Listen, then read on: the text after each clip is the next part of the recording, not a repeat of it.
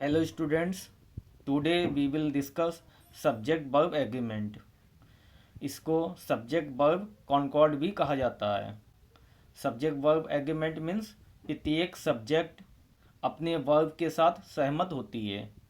यदि सब्जेक्ट एक वचन है तो वर्ब एक वचन आएगी। यदि सब्जेक्ट बहुवचन है, प्लूरल है, तो वर्ब भी प्लूरल बहुवचन में होती है।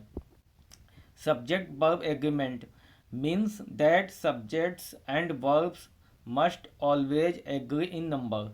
Subject verb agreement का मीन्स होता है सब्जेक्ट और वर्ब हमेशा नंबर में एक दूसरे से सहमत होते हैं। नंबर का मीन्स सिंगुलर नंबर या प्लूरल नंबर। यदि सब्जेक्ट सिंगुलर है तो वर्ब सिंगुलर होगी। यदि सब्जेक्ट प्लूरल है तो वर्ब भी प्लूरल होती है। इसको हम कुछ एग्जाम्पल के माध्यम से देखते हैं। फर्स्ट पर्सन आई और वी के साथ सिंपल प्रेजेंट टेंस में वर्ब में कोई चेंज नहीं होता है।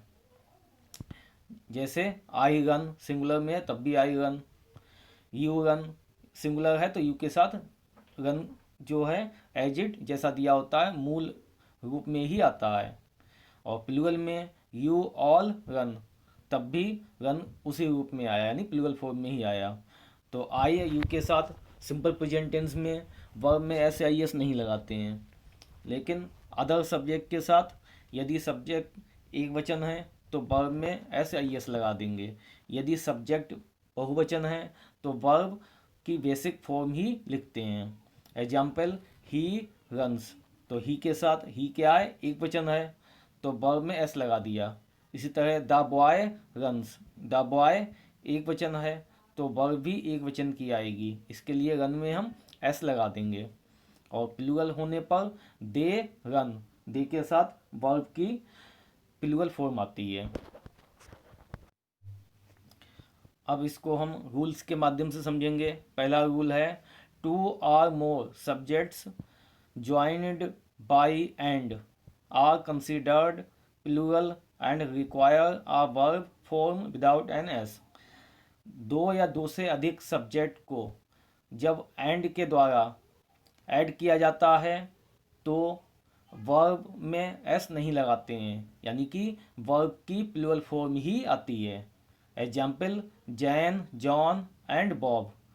तो यहाँ पर दो से अधिक सब्जेक्ट हैं, इनको एंड से ऐड किया गया है, इसलिए वर्ब की प्लूरल फॉर्म वॉक आई है। इसी तरीके से Bob and his brothers walk to the store, तो बॉब और हिज ब्रदर्स को एंड से ऐड किया गया है तो वर्ब वॉक प्लूरल फॉर्म आई है। जो भी वर्ब होती हैं उनका जो बेसिक फॉर्म होता है मीन्स वर्ब की फर्स्ट फॉर्म जो होती है वो हमेशा प्लूरल होती है।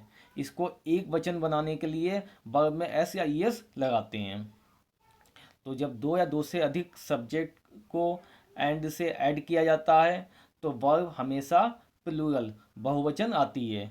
लेकिन जब दो या दो से अधिक सब्जेक्ट एंड से ऐड हों और उनका मीनिंग सिंगल हो तब ऐसी कंडीशन में हम एक वचन वर्ब लगाते हैं। जैसे the leader and speaker has come, तो यहाँ पर द लीडर एंड स्पीकर दोनों एक ही पर्सन है, जो नेता है वही स्पीकर वक्ता है। तो ऐसी कंडीशन में हमने वर्ब को हैज लगाया है।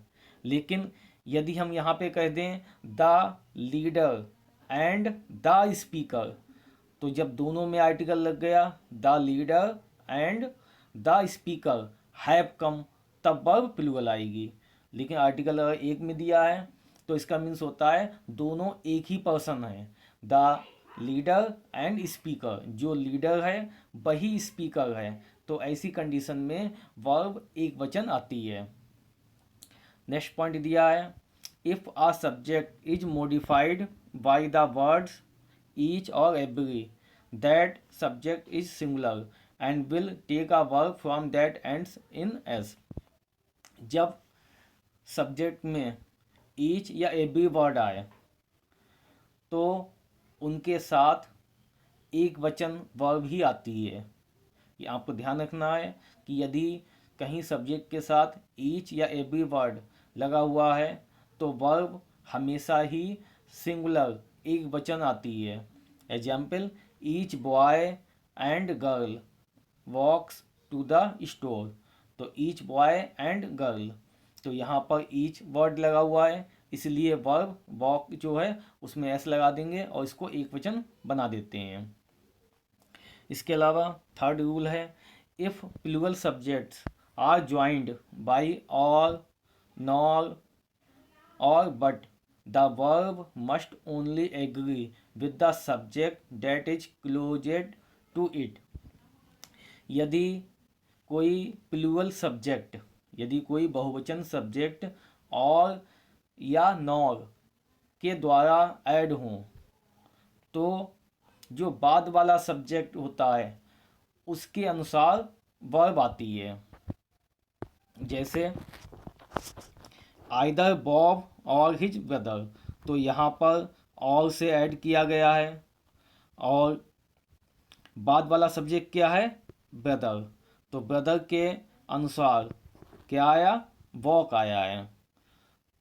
तो आइदर, नाइदर के बाद और नॉर लगा है, तो और या नॉर जब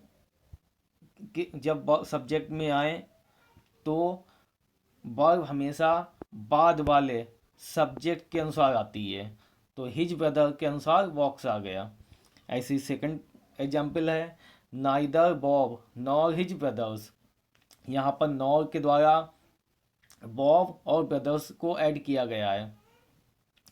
तो बाद वाला सब्जेक्ट क्या है, हिज ब्रदर्स। हिज ब्रदर्स क्या है, बहुवचन में है, प्लूरल है, तो वर्ब क्या आएगी, प्लूरल वर्ब आएगी, यानी कि वॉक आएगा।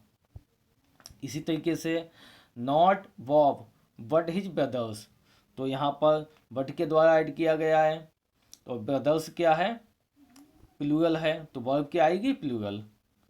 तो जब और, नॉर या बट के द्वारा दो या दो से अधिक प्लूरल सब्जेक्ट को ऐड किया जाता है तो जो बाद में सब्जेक्ट दिया है उसके अनुसार वर्ब आती है। या हम कह दें कि जो वर्ब के पास में जो सब्जेक्ट है, जैसे वॉक्स के पास ब्रदर है, वॉक के साथ ब्रदर्स है, तो जो बाद में सब्जेक्ट है, जो बाद में सब्जेक्ट है उसके अनुसार ही वर्ब आती है। या हम कहते हैं वर्ब के जो पास में सब्जेक्ट है उसके अनुसार वर्ब आती है।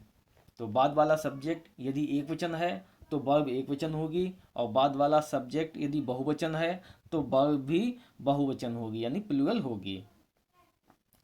नेक्स्ट नंबर 4 दिया है, indefinite pronouns are usually singular and take a verb that form that ends in S. Indefinite अनिश्चित प्रोनाउन सामान्यतया एक वचन होते हैं और इनके साथ वर्ब भी एक वचन की ही आती है। तो everyone, everything, no one, someone, somebody, इनके साथ हमेशा एक वचन वर्ब ही आती है। नेक्स्ट एग्जाम्पल है रूल नंबर 5, यदि दो सब्जेक्ट को as well as, with, along with, and not, in addition to, इन जैसे शब्दों से यदि सब्जेक्ट को ऐड किया गया है तो वर्ब हमेशा पहले वाले सब्जेक्ट के अनुसार आती है। Example, the mother duck with all of her little ducklings walks to the store. तो इसमें कौन सा वर्ड आ गया, विद आ गया है। तो मैंने बोला कि as well as, with, along with, together with, in addition to जैसे शब्दों के द्वारा यदि सब्जेक्ट को ऐड किया जाता है तो वर्ब हमेशा पहले वाले सब्जेक्ट के अनुसार आती है। तो एग्जाम्पल में the mother duck with all of her little ducklings, तो डकलिंग्स तो प्लूरल दिया है, लेकिन पहले वाला सब्जेक्ट क्या है, द मदर डक, जो एक वचन में है, तो वर्ब वॉक्स एक वचन आई है। इसी तरीके से इंक्लूडिंग वर्ड दिया हो तब भी पहले वाले सब्जेक्ट के अनुसार ही वर्ब आती है। यदि पहले वाला सब्जेक्ट एक वचन है तो वर्ब एक वचन होगी, यदि पहले वाला सब्जेक्ट बहुवचन है तो वर्ब बहुवचन होगी। तो आपको याद रखना है जो वर्ड मैंने बताए हैं, as well as, with, along with, together with, in addition to या फिर इंक्लूडिंग। इन शब्दों के द्वारा जब दो या दो से अधिक सब्जेक्ट को ऐड किया जाता है तो वर्ब हमेशा पहले वाले सब्जेक्ट के अनुसार आती है। नेक्स्ट पॉइंट दिया है 6, some indefinite pronouns and nouns will be singular और plural depending on the object of the prepositional phrase. कुछ अनिश्चित प्रोनाउन होते हैं जो सिंगुलर और प्लूरल दोनों रूपों में होते हैं। एग्जाम्पल सम, सम एक वचन में भी आता है और बहुवचन में भी आता है। सम जब काउंटेबल नाउन के साथ आए तब हम इसको बहुवचन में प्लूरल में लेते हैं। सम यदि अनकाउंटेबल नाउन के साथ आता है तब इसको एक वचन सिंगुलर माना जाता है। Example some of the students, तो स्टूडेंट्स क्या है, काउंटेबल नाउन है, इसको हम काउंट कर सकते हैं, तो इसलिए सम के साथ आर प्लूरल वर्ब आई है। सेकंड एग्जाम्पल है सम ऑफ द केक, केक क्या है, अनकाउंटेबल नाउन है, तो अनकाउंटेबल नाउन को हमेशा एक वचन में ही लिया जाता है, तो यहाँ सम के साथ इज आया है। नेक्स्ट दिया है when a collective noun such as family, group, committee or class is the subject. यदि कलेक्टिव नाउन में जैसे फैमिली, ग्रुप, कमेटी या क्लास सब्जेक्ट के रूप में हो तो वर्ब हमेशा एक वचन में आती है। My family with all my crazy cousins always walks to the store. Next है a few nouns such as economics, mumps, measles और news end in s but are considered singular. कुछ नाउन फॉर्म से plural होते हैं लेकिन अर्थ में singular एक वचन होते हैं, इसलिए इनके साथ सिंगुलर वर्ब का प्रयोग करते हैं। जैसे कुछ बीमारियों के नाम हैं मीजल्स, मम्प्स, रिकेट्स। कुछ खेल के नाम हैं बिलियर्ड्स, ड्रॉट्स। कुछ देश के नाम हैं the United states of America, the West Indies. कुछ बुक्स के नाम हैं द अरेबियन नाइट्स, थ्री मस्कीटर्स। कुछ सब्जेक्ट के नाम हैं physics, economics, civics, statics, politics. ये देखने में प्लूरल होते हैं लेकिन इनका अर्थ एक वचन होता है, इसलिए इनके साथ एक वचन वर्ब आती है। Example economics is her favourite subject, economics उसका फेवरेट सब्जेक्ट है, तो इकोनॉमिक्स क्या है, एक सब्जेक्ट का नाम है, इसलिए ये एक वचन है और इसके साथ वर्ब एक वचन आती है। नेक्स्ट दिया है number 9, when the subject is a unit of measurement of time, distance, money, weight etcetera, the unit is considered singular and verb will end in S. जब सब्जेक्ट समय, डिस्टेंस, मनी या weight के measurement में हो, measurement की unit हो, तब उनको एक वचन माना जाता है और वर्ब एक वचन आती है। Example 10 pounds of chocolate is too much to eat at once. तो 10 पाउंड्स देखने में कैसा लग रहा है, प्लूरल, लेकिन ये क्या है, पाउंड्स वेट की यूनिट है, तो इसको एक वचन में लिखा जाएगा। इसी तरीके से हम कहें 20 kilometres is long distance. 20 kilometres देखने में क्या है, प्लूरल है, लेकिन ये क्या है, डिस्टेंस की यूनिट है, किलोमीटर्स, तो इसलिए इसके साथ वर्ब एक वचन में आएगी। इसी तरीके से 13 feet of kite sting tangles very easily.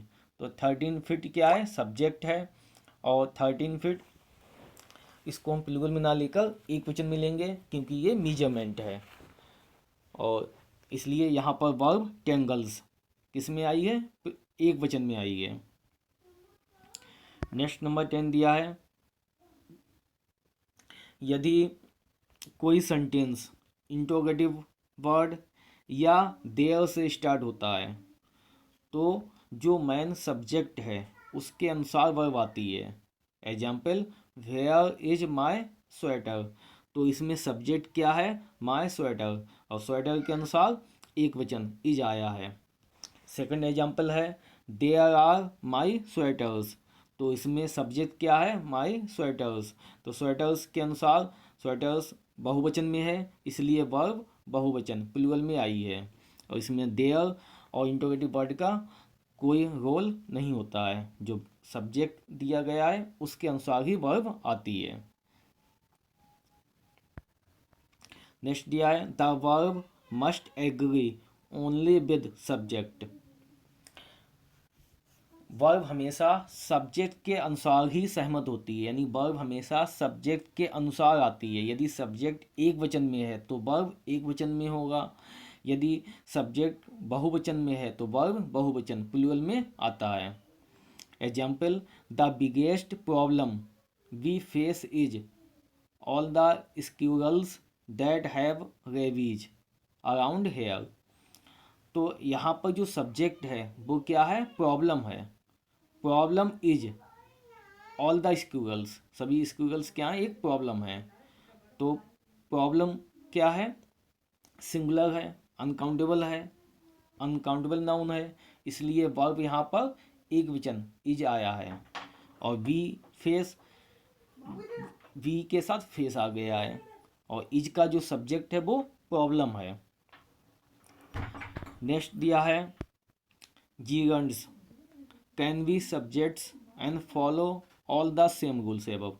जिगंड भी सब्जेक्ट हो सकते हैं और उसका भी इसी तरीके से इसी रूल को फॉलो करता है। Example, running with ducks is my favourite sport. Running का मतलब होता है दौड़ना, तो दौड़ना क्या है, रनिंग जो है वो एक सब्जेक्ट है, नाउन है, इसको ये आईएनजी लगी हुई है तो जिगंड के रूप में आया है। जिगंड भी क्या होते हैं, नाउन होते हैं, तो रनिंग के साथ इज आया है।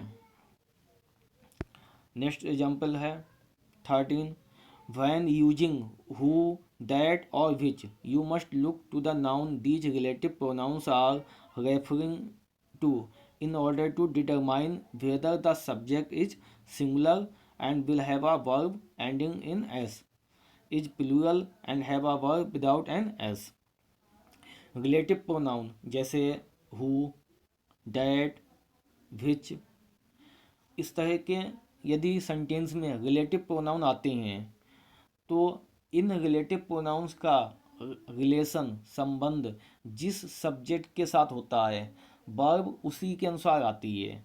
यदि इनका संबंध एक वचन सब्जेक्ट के साथ है तो वर्ब एक वचन में आएगी, यदि इनका संबंध बहुवचन सब्जेक्ट के साथ है तो वर्ब बहुवचन में आती है।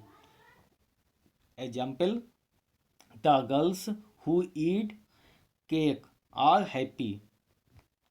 तो यहाँ पर रिलेटिव प्रोनाउन क्या है, हु, तो हु किसके लिए आया है, हु ईट जो खाते हैं, तो हु किसके लिए आया है, गर्ल्स के लिए आया है, तो हु का संबंध गर्ल्स से है, तो गर्ल्स क्या है, प्लूरल है, बहुवचन में है, तो इसलिए जो सब्जेक्ट है गर्ल्स उसके अनुसार वर्ब आएगी। तो गर्ल्स बहुवचन में है तो वर्ब भी आर बहुवचन में आई है, यानी the girls are happy, girls जो हैं वो हैप्पी हैं।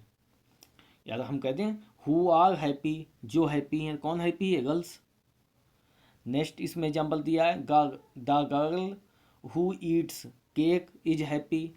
तो हु किसके लिए आया, गर्ल के लिए आया। हु रिलेटिव प्रोनाउन है, इसका संबंध किससे है, गर्ल से है। गर्ल क्या है, एक वचन में है, इसलिए हु के बाद ईट्स दिया है, तो हु गर्ल के लिए आया है, हु एक वचन माना जाएगा, तो यहाँ पर ईट्स आ गया। और इसी तरीके से आगे जो सब्जेक्ट दिया है इज, वो भी किसके अनुसार आया, गर्ल के अनुसार, गर्ल इज हैप्पी। ऊपर वाले में हु किसके लिए आया, गर्ल्स के लिए, तो हु के साथ ईट प्लूरल वर्ब आई है, और गर्ल्स आर हैप्पी। तो रिलेटिव प्रोनाउन में हमें याद रखना है कि रिलेटिव प्रोनाउन का संबंध यदि एक वचन सब्जेक्ट के साथ है तो वर्ब एक वचन में आती है, यदि बहुवचन सब्जेक्ट के साथ है तो वर्ब बहुवचन में आती है। नेक्स्ट है कि यदि कोई सेंटेंस काल्पनिक वाक्य है, यदि कोई सेंटेंस एक काल्पनिक वाक्य है और वह इफ़, एज दो या सपोज, आई विश से स्टार्ट होता है, तो इनके बाद वर्ब हमेशा प्लूरल में आती है। यानी कि इनके साथ ये, क्योंकि काल्पनिक सेंटेंस होते हैं, बीते हुए समय को बताते हैं, इनके साथ वाज की जगह हम वर्ब का यूज करते हैं। एग्जाम्पल के लिए